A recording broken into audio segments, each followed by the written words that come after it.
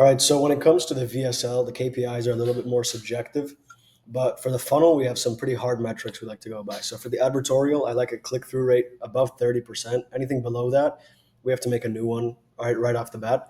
30 to 40%. And then big caveat, if you're profitable, then these are not as hardcore, because if you have a 20% click-through rate on your advertorial but very profitable, you could just be doing a great job qualifying them if that was your intention. But in general, for an advertorial, you want 30 to 40% plus. One thing to look out for is if you have too much curiosity elements on there, you're not going into the products, very deeply, or who it's for, or what problem it solves.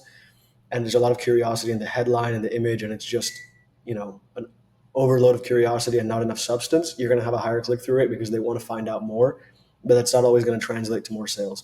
To increase this, the big lever we use is the above the fold test. So we test the headline, the hero image, and any kind of sub headline around, either below or above the hero image, because those are the most engaging parts of the advertorial, and that's what people see first before everything else. So if you want to improve your advertorial click-through rate, test maybe 2 or 3 different variations of your current advertorial, changing the above the fold. Next, on the product page / sales page, we want an 80% minimum ballpark click-through rate if we're not revealing the price. So if our CTA just says reveal offer or apply discount or check availability, we want an 80% click-through rate or more. 50% is reasonable if you are revealing the price on your CTA button. So that's something to test. Certain products and certain price points lend themselves to being hidden and saved for the checkout page, and some are good to reveal earlier. Now, on the product page, what's really important when you want to test it is to have a strong and very clear hero image. The hero image is where we want to show the product clearly, not any kind of lifestyle shot, but ideally just a product-focused image where they know exactly what the product looks like and what they're getting. Because if there's any confusion there, it's going to lead to drop-off on this section of the funnel. The other important levers are the headline that's below the hero image, usually promising a benefit or calling out the target. And then the bullet points, which should be, let me make myself larger. Yes. The bullet points should be your biggest benefits in order. So typically 4 bullet points, your biggest benefits. Now, the checkout conversion rate, 8 to 12% is typically what we look for. Again, this is for products that are priced with an AOV around $100 for all of our products that we run. So if you notice that there are a ton of add to carts and a low conversion rate, your price is probably too high. So I'll give you a live example from one of our current product tests that we launched 2 weeks ago. We launched the product, $80 for 1 unit. We had a 1-page checkout, 5 different options, but $80 for the 1 unit. And I think after $300 of spend, something like that, we had after $200 of spend, we had 39 add to carts and 1 sale. So we looked at metrics. VSL metrics looked very strong. Funnel metrics looked very strong. Great click-through rates on the advertorial and sales page. And we just had a low conversion rate on the checkout. So we dropped the price from $80 to $60. And that product became very, very profitable and is now scaling. The issue, the bottleneck for that product was not the VSL. The VSL was performing well, low cost per click, etc. And the funnel was performing well. It's just that the price was too high. So if you're noticing that, I highly encourage you, launch a separate test on Facebook, a new campaign, duplicate your funnel, change the price. Don't mess with what's already live unless you want to turn it off because it's not working.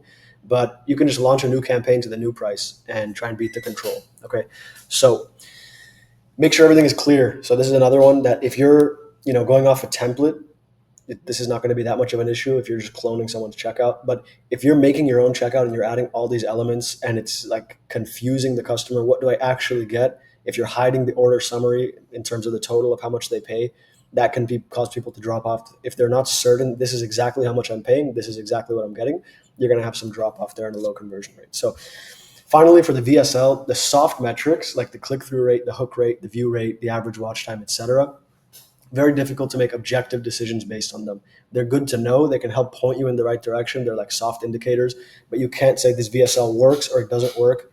And my evidence is, it has a 15-second average watch time. It's too low. It's impossible to say that. You could just be doing a really good job qualifying in the lead. So all of that traffic that goes through your VSL is worth a lot more, meaning it converts higher and has a higher AOV. So these metrics are useful for comparing one VSL against another one. So, you have 2 different leads and one of them just has a better click-through rate, better watch time, better everything.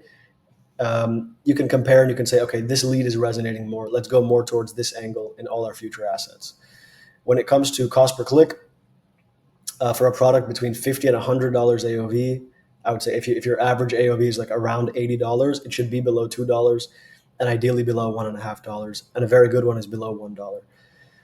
This is again price dependent and niche dependent. If you're selling, a $300 average ticket price, some air filter, air purifier, you're not going to really get $1 cost per clicks. It's very unlikely unless you're doing very curiosity focused ads. But if you're doing a VSL that's educating and talking about mechanisms, it's very unlikely to get that low of a cost per click. And if your click-through rate, that's another one that, it's not black and white. Typically we have around 3 to 4%, but I've seen some of our VSLs have 8% click-through rates and not be profitable because they were just not targeted enough. They're too general, too vague. And then I've seen click-through rates around 1.5% be very profitable. So I can't say it's black and white, but in general, higher is better, right? So if you have two equally performing assets in general, if you want to replicate one, replicate the one that has a higher click-through rate. When you're evaluating a VSL or an offer test, look at the funnel metrics first, especially if it's a new offer or a new product, because you have so many variables, right? You can't say the VSL didn't work if your advertorial has a 10% click-through rate. You can't say that your advertorial didn't work if your checkout is converting at 2%. Okay. By the way, when I say checkout conversion rate, I don't mean the overall conversion rate on cold traffic. I mean on that page. So if 100 people land on your checkout page, at least 8 to 12 of them should be buying in general. That's the metric we like to go on. And as I said, look at the whole funnel first. So look at the advertorial, the sales page, the checkout, because that's where you're going to see the clear bottlenecks. It's very night and day, right? If your sales page is converting at 10%, you're losing 80% of the people who are there. No wonder you can't be profitable because you're losing all this traffic you paid for. So fix those bottlenecks first. Then you go to the VSL, you test new hooks, you test new leads, you test new scripts, and then you can start to get a feel for which angles are working based on those soft metrics. So the last thing I'll say is that early on, testing whole new scripts going after the same angle is a big swing. It's a big lever. Meaning if it wins, it can win big, it can double or triple your scale. But once you're already at scale, let's say you have, a standard product, not a standout product, just a standard one doing, $200,000, $300,000 a month in sales, and you've hit the main angle, you have a VSL that performs really well for that angle, then get into new angles. So don't go after the same angle with different scripts. It's not going to make a huge impact most of the time. Instead, go after a different version of the problem, a different avatar, a different avatar. So for example, if you're selling a knee massager for knee pain, you crack the knee pain angle, you have a VSL, a 7-minute VSL that's crushing it, doing $300,000 or $400,000 a month. Yes, you can test scripts for that, but then go for, knee pain for nurses, knee pain for overweight people. Just try and hit different angles because one of those angles will crack. I've seen this so many times in my own brands and double the scale of a product because you opened up a whole new segment of the market. So that's really it in terms of some of the basic metrics to keep in mind. These are the most important ones. So other than basing your analysis off these metrics, you take this data and then you make iterations and you write the best copy you can based on this. So I hope this helped you out. If you enjoyed the video, then good for you, and subscribe to my YouTube channel. I'm almost at 1,000 subscribers, which is awesome. Very cool. If you have any questions for me, you can DM me on Instagram or on Twitter. I'm usually very responsive. So if you have questions about this or e-commerce or whatever, you can just send me a DM and I'll respond to you. I'm happy to help out. Adios, and hope you enjoyed. Have a great day. Bye.